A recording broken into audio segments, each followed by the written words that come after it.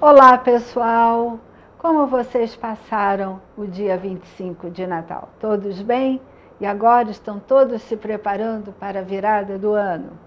O programa de hoje vai comentar sobre a Sagrada Família e a importância de Maria na história da salvação. Mas antes eu quero avisar vocês que a TV Correio da Manhã tem transmissão em Nova Friburgo, Teresópolis, Petrópolis, Pati de Alferes, Paraíba do Sul e Três Rios. Mas se você não tem a TV por assinatura, você pode acompanhar toda a programação ao vivo pelo site da TV, TV Correio da Manhã, pelo YouTube, pelo Instagram e pelo Facebook. Você acompanha tudo.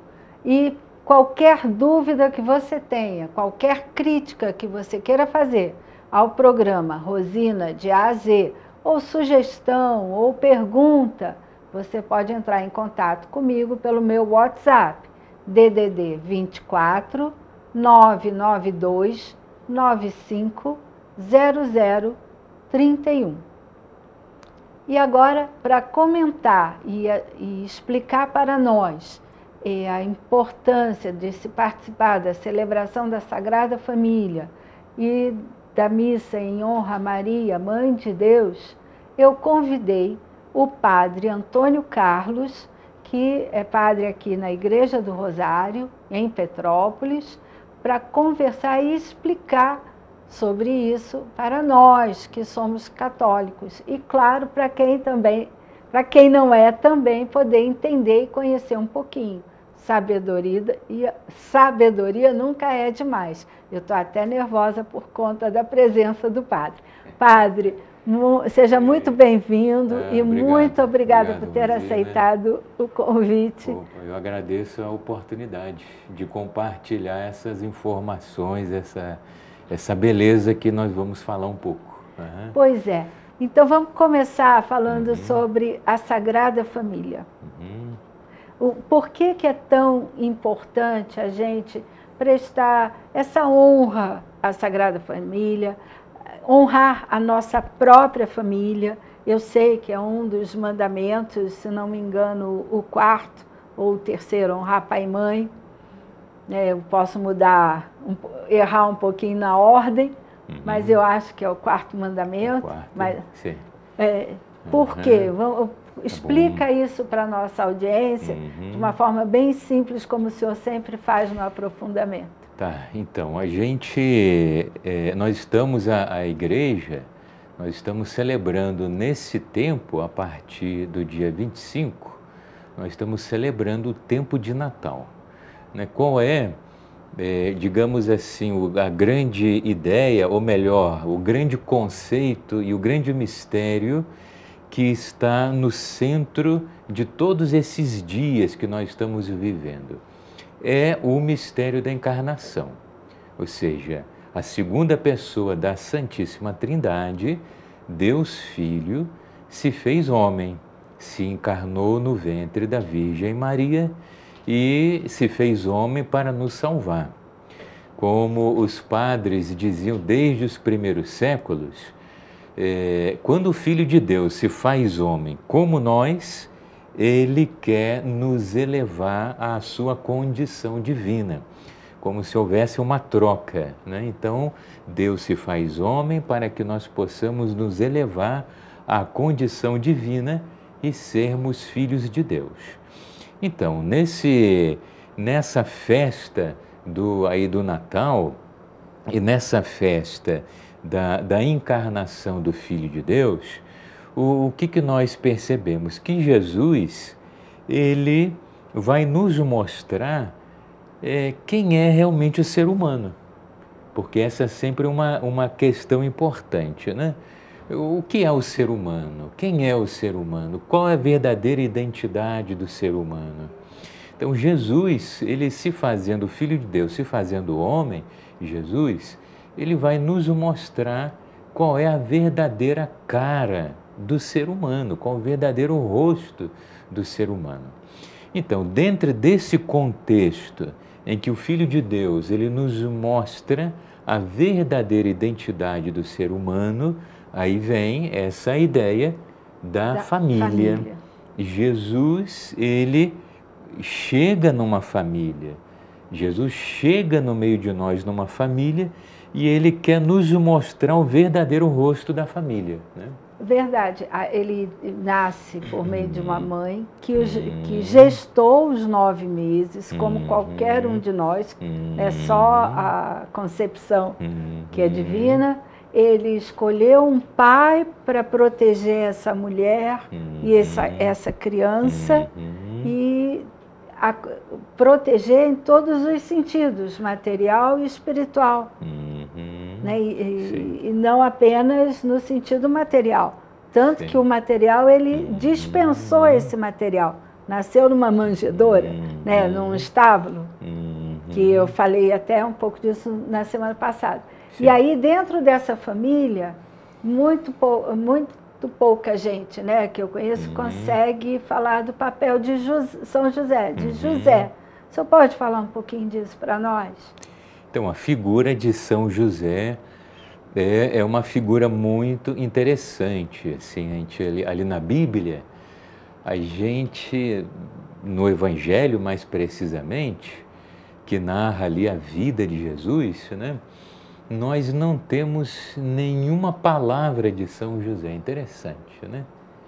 Nós temos falas de tantos personagens ali, mas não tem nenhuma frase, nenhuma palavra de São José. Como se ele fosse mudo, né? Como se ele fosse mudo, mas o interessante, o que é? O interessante é que São José, ele é o homem da ação, vamos dizer assim, né? São José é o homem que percebe o que precisa ser feito e prontamente ele realiza. Então, por exemplo, a gente sabe que quando a Sagrada Família vai fugir para o Egito, o anjo do Senhor fala para ele em sonho: José, pega sua esposa Maria, o menino Jesus, e vai para o Egito, porque Herodes quer matar esse menino. Ele imediatamente, no meio da noite, ele pega a Sagrada Família e parte para o Egito. Então, São José é o homem, digamos assim, é o homem que vê o que precisa ser realizado e imediatamente ele faz o que precisa. Então, podemos dizer que São José é um homem forte, é um homem prudente, né? Sim. Se por um lado São José, né? e atento, né? E atento às diversas necessidades, né? Então, São José, ele, vamos dizer, como um homem forte, maduro, prudente, inteligente, todas as qualidades humanas assim, importantes para essa figura do pai, nós encontramos em São José. E o que vai acontecer? São José, como essa figura equilibrada, madura, consciente, forte, prudente, atenta, ele vai ser uma figura masculina importantíssima para Jesus, né? E acaba sendo um exemplo. Um exemplo para Jesus. Ensinou uma profissão. Né? Assim, eu estudei um pouquinho, né, de costumes antigos, né? E eu aprendi, me corrija se eu tiver aprendido errado, né, fontes erradas, que naquela época a palavra era sempre do pai, a palavra pública era sempre do homem da família, do pai. Sim. E isso, Jesus teve uma obediência a esse pai adotivo, a José, de forma tão humilde para ensinar a obediência à família, à autoridade familiar, que ele só começou a vida pública dele depois dos 30 anos, como era o costume da época, e depois que São José já havia falecido. Sim. Então, o exemplo e o respeito que Jesus tinha pelo Pai passa a admiração também que ele tinha por aquele homem. Com certeza, com certeza. Aí a gente, nós não temos informações diretas sobre isso, né? Mas a gente sabe que a figura do pai era muito importante, sempre foi, em qualquer época, em qualquer como protetor cultura, e provedor. Né? Em qualquer cultura, a figura do pai é sempre importante, né? E São José, ali naquela cultura de Israel, São José foi aquele que ensinou para Jesus muitas coisas importantes. São José ensinou para Jesus as orações de Israel. São José ensinou para Jesus trechos bíblicos, com certeza, né? E depois São José ensinou para Jesus a profissão. A profissão de carpinteiro. Que de alguma maneira faz parte da identidade de Jesus, né? Da sua identidade humana, para depois ele realizar a obra da salvação, né? Isso é muito interessante. É uma pena que as pessoas não aprofundem demais na reflexão do exemplo de José. E aí, voltando agora para a questão da família, o que a gente... Porque depois, no segundo bloco, nós vamos focar em Maria, na função de Maria. O que ainda no finalzinho desse primeiro bloco, a gente pode passar para a nossa audiência sobre o valor da família, a importância da família, o valor que Jesus quis ensinar em relação à família. Né? Como exemplo, se nós somos a imagem e semelhança de Deus, e Deus se fez homem para mostrar para nós um modelo de vida, que de certa forma foi isso, como o senhor falou, a identidade do ser humano, nós nascemos numa família. É o que deveria acontecer com todos nós. Então, qual o valor dessa família? Eu não quero entrar na questão de separação ou não, porque eu conheço famílias que os pais não vivem juntos, mas que o pai é presente, a mãe é presente, a mãe é amiga do pai para que os dois cuidem dos filhos. Então, existe um jeito, pode não ser o melhor, mas preservaram a família, né, para os filhos. E até comemoram Natal, aniversário, a família reunida. Então, que mensagem o senhor pode deixar sobre a família? Então, a família ela é muito importante porque ela nos ensina coisas, evidente com ideias. O pai vai dizer um dia para a criança, faz isso, não faz aquilo, por causa disso. A mãe vai ensinar as coisas, mas na família a gente aprende muitas coisas pelos gestos, pela vivência do dia a dia, né? O exemplo. O que a gente poderia dizer assim? Numa equipe de trabalho, as pessoas são importantes por aquilo que elas sabem fazer, né? Então, nós estamos aqui fazendo esse programa. Para trabalhar nesse local, a pessoa precisa entender aqui da tecnologia necessária para realizar esse programa, né? Se a pessoa não entende, ela não tem condição de trabalhar aqui. Na família, a pessoa é importante não pelo que ela sabe fazer, mas pelo que ela é. E aí, a vida humana, com todas as suas qualidades e limitações, e cada pessoa humana com suas qualidades e defeitos, ela tem um valor e tem uma importância pelo fato de ser uma pessoa humana. E na família, a pessoa ela é importante simplesmente pelo fato de ser pessoa humana. Então, ali na família, a gente aprende o valor de cada pessoa humana, a gente aprende que a pessoa é mais importante do que qualquer outra realidade, né?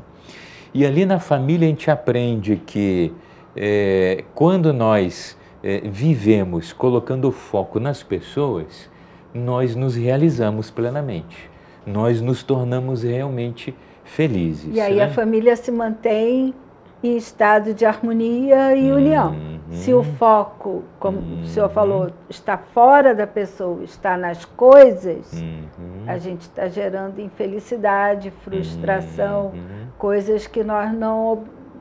só vou ser feliz quando eu tiver aquele carro. Só vou ser feliz quando eu tiver aquela bolsa. É isso que o senhor quis dizer. A gente, se uma pessoa, ela percebe que ela é amada, ela é amada pelo fato de ser uma pessoa, com toda a sua carga de qualidades, defeitos, limitações, ela vai se sentir segura e feliz. E ela vai aprender, por sua vez, a também viver com essa lógica de perceber, de respeitar, aceitar, amar, cuidar, aceitar. E é isso que a gente aprende na família, depois a gente vai levar para a sociedade. Em vez de se relacionar com a pessoa por interesse, que é o que a gente vê hoje, né? Eu só sou amigo do fulano porque ele tem dinheiro, ele vai me apresentar a fulano de tal que é importante, ele anda de carrão, que é o que a gente vê hoje, né? Não é pela pessoa, é pelo que ela pode nos oferecer financeiramente e de status e de coisas. Tá. A pessoa, muitas vezes na sociedade, as pessoas elas se relacionam por aquilo que elas podem trocar umas com as outras, né? A nível, muitas vezes, de sucesso, de riqueza, etc. Né? Agora, na família, as pessoas se encontram como pessoas, né? Pelo que elas são, não pelo que elas têm. Eu vou chamar o intervalo rapidinho e depois a gente volta. E eu peço a você que fique aí, é só um minutinho, e na volta nós vamos conversar sobre Maria, Mãe de Deus. Voltamos já.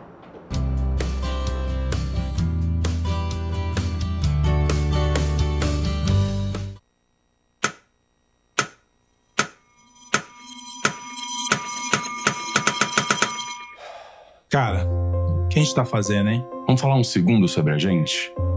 Sim, sobre violência contra a mulher, mas mais sobre a gente. Pensa nas mulheres que você conhece, nas mulheres próximas de você. Colegas de trabalho, vizinhas, amigas, as mulheres da tua família. Agora imagina que a cada 8 minutos, uma delas é estuprada. Duro de engolir, né?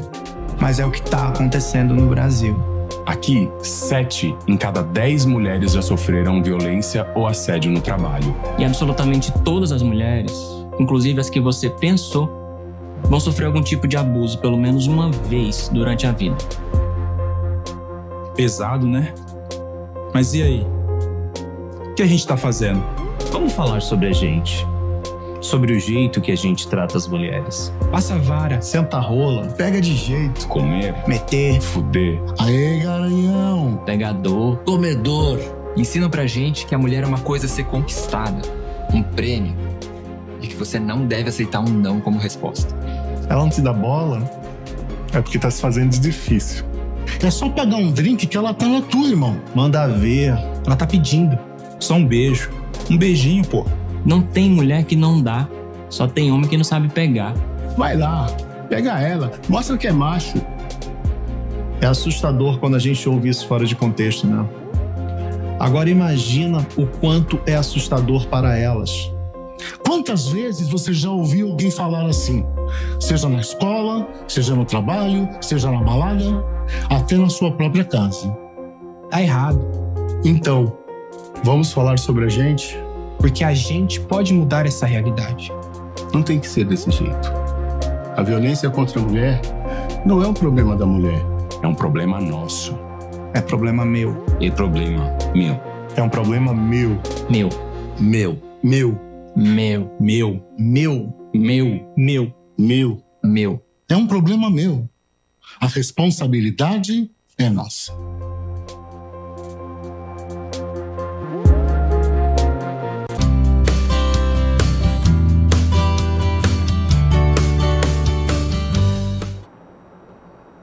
Rosina de Azê está de volta. Agora vamos começar o segundo bloco. E no primeiro bloco, eu estive conversando com o padre Antônio Carlos sobre a Sagrada Família e a importância da família para a formação das pessoas. E agora, neste segundo bloco, nós vamos conversar sobre Maria, a Mãe de Deus, que no dia 1º a missa do dia 1º é toda voltada para honrar a Mãe de Deus, é escolhida por Deus para dar a luz ao menino Jesus. Padre, vamos agora entender a importância da Maria dentro desse contexto familiar. Eu escuto muita gente, eu sei que essa visão é errada, dizer que a Bíblia é machista, que não dá valor às mulheres. Aí eu pergunto para a pessoa que começa com esse discurso, como não dá valor à mulher? Deus escolheu uma mulher, Ele é Deus, Ele podia aparecer aqui, né? Não precisaria. Ele quis ser carregado, gerado dentro do corpo de uma mulher. Essa mulher o acompanhou a vida inteira. Sempre Maria estava junto de Jesus. Como Ele não valorizou uma mulher? Como o papel de uma mulher não é importante? E aí a pessoa fica pensando, mas não sei o quê. Eu falei, olha, a Bíblia não é isso que você está pensando. É melhor estudar, que aí não tem discussão, né? Então, vamos falar um pouquinho desse papel de Maria. Sim. Então, a gente... são, assim, ideias comuns que, por exemplo, na família, o homem é a imagem da segurança. A mulher é a imagem da ternura. E o homem é a imagem da ousadia. A mulher é a imagem da capacidade do acolhimento e do cuidado da vida. As duas posturas são importantes na vida de todos nós, sejam homens, sejam mulheres. Seja homens, seja mulheres, nós precisamos aprender a coragem, a ousadia, a iniciativa, o acolhimento, o respeito, o amor, o cuidado, a ternura, né? Nossa Senhora, ela tem essa figura, então, essa figura da mãe terna que cuida, né? E isso, imagina, na formação de Jesus, né?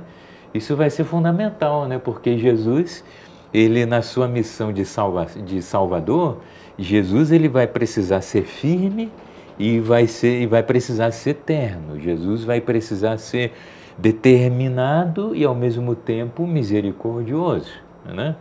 Jesus vai ter que ter a capacidade de perceber uma situação, tomar uma atitude como e ao mesmo tempo, como São José, aprendendo isso com São José, mas também vai ter que ter aquela capacidade de compaixão que aparece no Evangelho tantas vezes, né? Jesus vê um sofrimento, Jesus se compadece e se aproxima para cuidar. E ali muitas vezes, nesse ambiente da compaixão, acontece o milagre, né?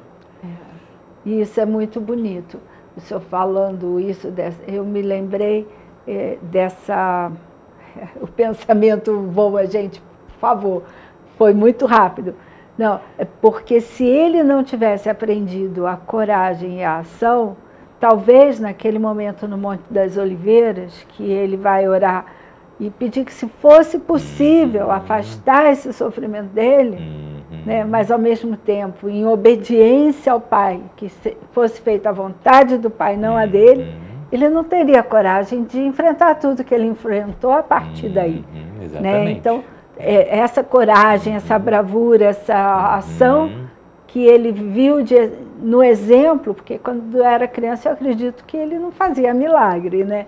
Ele era homem. Sim. Apesar de ser Deus, ele ainda não tinha essa noção.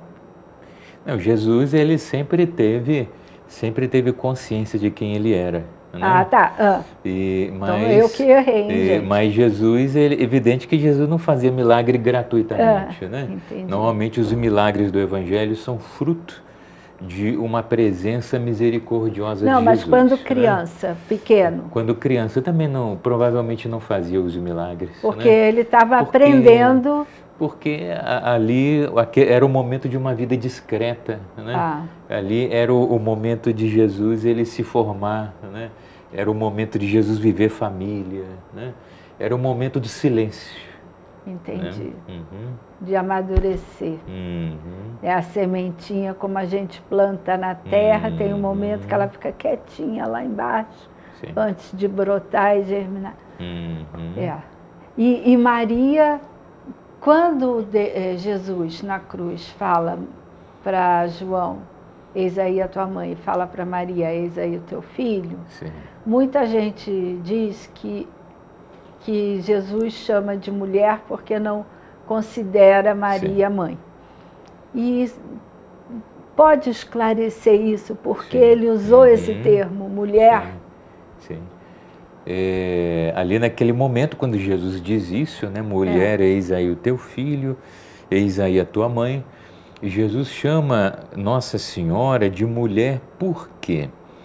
Porque Nossa Senhora é a mulher nova. Ali Nossa Senhora, ela tem um papel, digamos assim, importantíssimo na história da salvação, né? Na origem da humanidade nós temos um casal, um homem e uma mulher. Sim. Adão e Eva, né? Mas eles caíram no pecado. Agora Deus vai realizar a obra da salvação. Deus ele vai começar uma humanidade nova. Deus vai começar um tempo em que os homens e as mulheres serão transformados pela graça de Deus, né? Então são homens novos e mulheres novas a serem gerados. Por quem? Por um casal. Um casal que é Jesus, o Filho de Deus feito homem, vamos dizer assim, e Jesus que faz a vontade do Pai. Então Jesus, São Paulo fala isso na carta aos Romanos, né? Jesus é o homem novo, é o novo Adão. Então Jesus é esse homem novo que está na origem dessa humanidade santificada pela graça de Deus. E Nossa Senhora é a mulher da fé. Nossa Senhora, diante da palavra de Deus que foi trazida pelo anjo, ela diz, eu sou a serva do Senhor. Então Nossa Senhora, na sua obediência da fé, Nossa Senhora é como essa mulher nova que vai ser a origem dessa humanidade nova. Então Jesus, quando fala para Nossa Senhora ali na cruz, mulher, Jesus está se referindo a toda uma função fundamental e única de Nossa Senhora na história da salvação, né? Isso é uma honra muito grande. É a maior honra que possa haver na história da humanidade, né?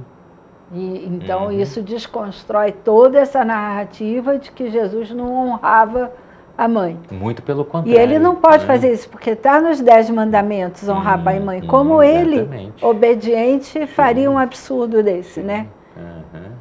Gente, eu espero que vocês estejam gostando e que estejam entendendo. Padre, nós temos um tempo curtinho, está quase acabando.